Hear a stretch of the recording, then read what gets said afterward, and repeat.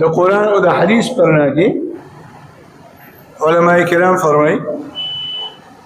چې د ګناه مثال د کینسر دی. نعوذ بالله الله دې زموږ استاسو د ټولو حفاظت وکړي. په بدن کې د دې ګوتې د سرو مرضی کینسر شو نو د ټول بدن د حفاظت طریقه دا ده اولنۍ چې دا ځای څه لرې کړه دا بدن دې دغه ځای نه پاک بس کینسر به ځي ودرېږي او که نه دغه ځای دې نی اخوا کړې نه دې لرې کړې نو بیا به دغه جراثیم خورېږي ټول بدن به راگیر کی بیا د هغې د علاج ظاهري لارې ختمې شي. نو دغه رنګې ګناه ده. د ګناه مثال د کینسر دی. د ټول بدن حفاظت د دغې ګناه د اثر نه د پاکولو طریقه دا ده چې دا ګناه پرېږده. ځکه الله وایي وذروه پرېږدئ ظاهر اسم پټ ګناهونه و باطن او ښکاره ګناهونه و باطن او پټ ګناهونه.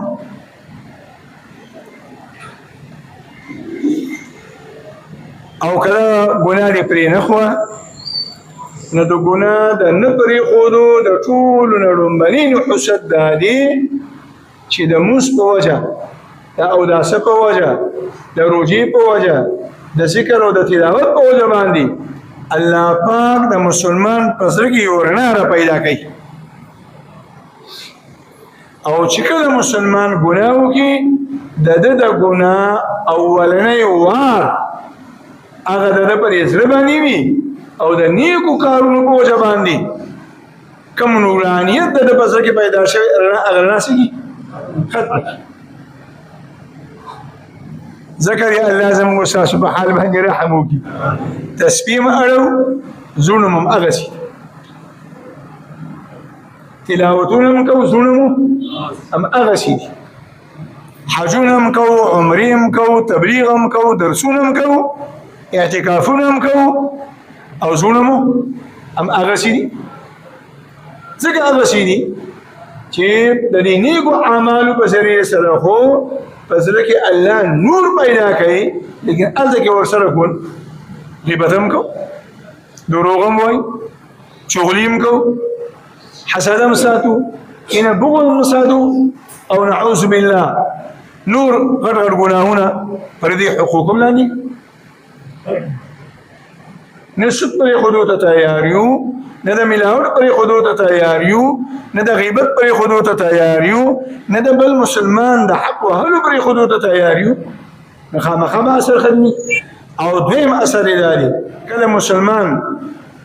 ګناه وکړي او دغه ګناه د ده د زړه نه هغه رڼا لرې کړي دوباره بیا علماء کرام لیکي چې په دې ګناه کې دا یو خاصیت الله یې ښیي د مقناطیس په شان ده چې هره ګناه بلې ګناه ته دعوت ورکوي.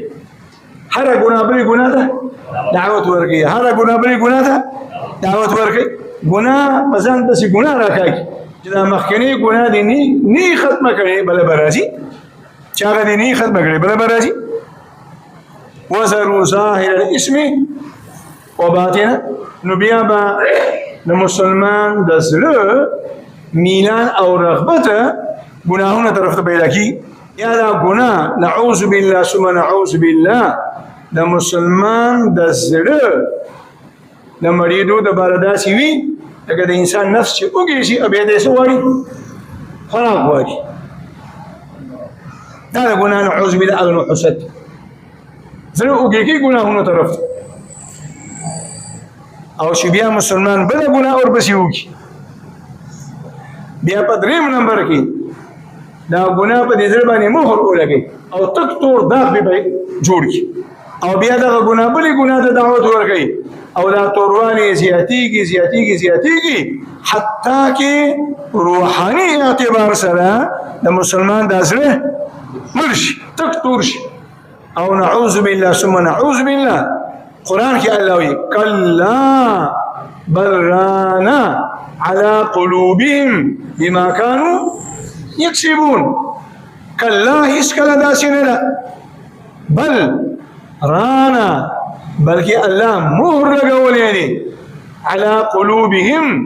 د دې ګناهګارو خلکو په زړونو باندې بما كانوا يكسبون د دې د ګناهونو په وجه باندې او نعوذ بالله ثم نعوذ بالله چې کله زړه تور شه سخا شه بیا د دې تور زړه او د دې سخا زړه یو اثر دی چې بیا دته نعوذ بالله ګناه دې ګناه کوي لیکن د ګناه د کولو په وخت کې هم او د ګناه نه وروسته هم د ارزه پروا مني چې ما څه کړي نعوذ بالله قتل به وکړي پروا به مني شراب به وڅښي پروا به مني حرام به وکړي پروا به مني بدکاري به وکړي پروا به مني چې ما څه کړي او بیا د هغې نه وروسته ترقي کوي نعوذ بالله ثم نعوذ بالله بیا داسې حالت ته ورسي چې دغه مسلمان ته دا ګناه د سره ګناه ښکاري نه ګناه ګڼي نه او نعوذ بالله ثم نعوذ بالله چې د مسلمان د زړه هغه کیفیت دی حتی ورسېده چې ګناه ورته ګناه نه ښکاري الله دې نه د توبې او خپل توفیق سلب کړي لکه چې یو شی ته ګناه ګڼي هغې نه به توبه څنګه وباسي او بیا د هغې نه وړاندې نعوذ بالله ترقي وکړي دا زړه او بیا کوم ګناهونه چې ګناهونه دي قطعا هغه ګناهونه بیا د دې نعوذ بالله عبادت ګڼي ثواب یې ګڼي او بیا د هغې نه وړاندې ترقي وکړي یوازې ثواب هم نه ګناهونه کوي هم